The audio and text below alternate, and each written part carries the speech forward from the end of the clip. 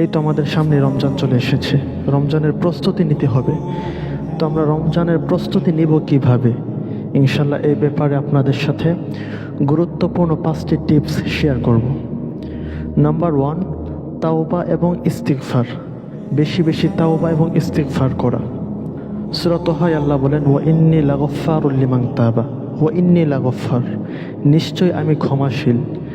এখানে গফফার শব্দটা ব্যবহার করেছে, যেটা সুপারলেটিভ, অধিকের অর্থ দিয়ে থাকে। নিশ্চয় আমি অধিক ক্ষমাশীল, মোস্ট গিভিং, অধিক ক্ষমাশীল লিমান তাবা, যারা তওবা করে। এখন আসুন, তওবা মানে কি? তওবা মানে হচ্ছে ফিরে আসা। আপনি যে রাস্তা দিয়ে হাঁটছেন, সে রাস্তা থেকে ফিরে আসা, সে রাস্তায় আর হাঁটবেন না, এটাই হচ্ছে তওবা। যেমন আমরা গুনাহের কাজ করছি, গুনাহের কাজের সাথে সম্পৃক্ত আছি, সেই গুনাহ থেকে ফিরে আসা, এটাই হচ্ছে তওবা। আসার পর আল্লাহ তাআলার কাছে ক্ষমা চাওয়া, এটা হচ্ছে ইস্তিগফার। তো আমাদের প্রথম কাজ হচ্ছে তাওবা এবং ইস্তিগফার করা। এতদিন যে গুনার সাথে সম্পৃক্ত ছিলাম, সেই গুনাহ থেকে ফিরে আসব এবং আল্লাহ তাআলার কাছে ক্ষমা চাব, এটাই হচ্ছে তাওবা ইস্তিগফার। নাম্বার 2, কাজা রোজাগুলো আদায় করা। আল্লাহ কোরআনে বলেন, ফামান কানা মিনকুম মারিদান আও আলা সাফারিন ফাইদ্দাতুম মিন আইয়ামিন উখর। তোমরা যারা অসুস্থতার কারণে এবং সফরে থাকার কারণে রমজানের রোজাগুলো রাখতে পারো না, তোমরা সেই রোজাগুলো অন্য মাসে রেখে দিবা, অন্য মাসে অন্য দিনে রেখে দিবা। সেজন্য আমাদের যাদের রোজা কাজা রয়েছে, আমরা সে রোজাগুলোকে রেখে দিব।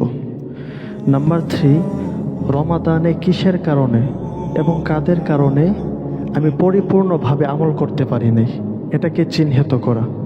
যে মানুষগুলোর কারণে, যে কাজগুলোর কারণে আমি পরিপূর্ণভাবে ইবাদত করতে পারি নাই, সে কারণগুলোকে চিহ্নিত করা।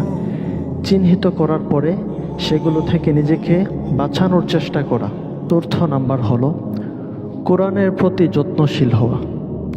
আসলে আমরা এখন সবাই মুসলিম, কিন্তু অধিকাংশ মানুষ যারা সহিহ শুদ্ধভাবে কোরআন পাঠ করতে পারে না। সেজন্য আপনারা এখন থেকেই কোরআনটা শেখার চেষ্টা করবেন, শুদ্ধ করার চেষ্টা করবেন। ইনশাল্লাহ এখন থেকে স্টার্ট করেন। যদি আপনারা চেষ্টা করেন, অবশ্যই আল্লাহ আপনাদেরকে রাস্তা দেখাবে।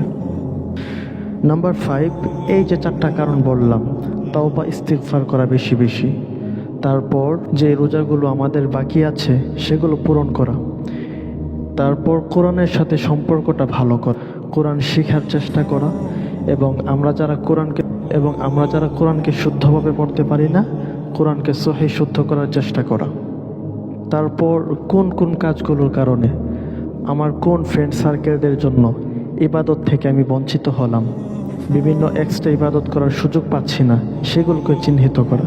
যত অনেক কাজ থাকে যেগুলোর কারণে রমজানে অতিরিক্ত ইবাদত করা হয় না, সেজন্য এগুলোকে চিহ্নিত করে এগুলোকে লাইফস্টাইল থেকে বাদ দেওয়া।